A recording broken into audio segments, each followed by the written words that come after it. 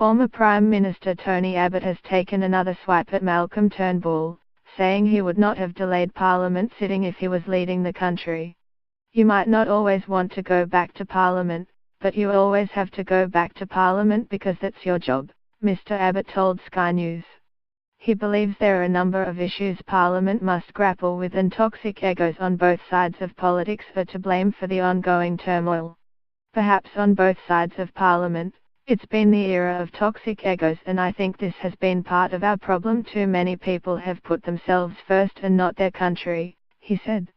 But federal politicians told to take next week off Parliament are unlikely to storm the building and try to bang the doors to the lower house down come Monday.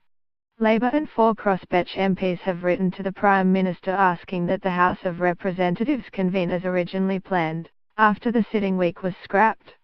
The entreaty was sent by Bill Shorten and MPs Bob Catter, Adam Bent, Andrew Wilkie and Rebecca Sharkey on Tuesday. Victorian Independent Cathy McGowan declined. The crossbench support means 73 MPs support the original parliamentary programme, the same number the government has on the floor of the House, with Barnaby Joyce and John Alexander off fighting by-elections. "We have been elected to represent the people of Australia and we stand ready to do so," the MPs wrote. Among the bills which needed debating were the government's response to the Child Sexual Abuse Royal Commission, new regulations affecting bank executives and anti-money laundering and counter-terrorism financing laws. But Mr. Wilkie, who said his constituents were outraged Parliament was not sitting as expected, will not show up if Malcolm Turnbull refuses to change his mind.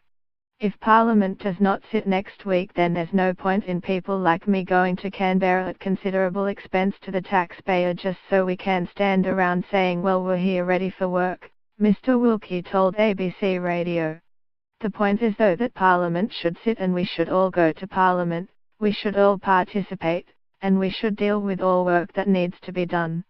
As well, the MPs noted, the Parliament should consider setting up a commission of inquiry into the banks and debate a bill to restore penalty rates. Mr. Wilkie said there were more than 50 items of business to deal with, but clearing up the dual citizenship mess was the most important.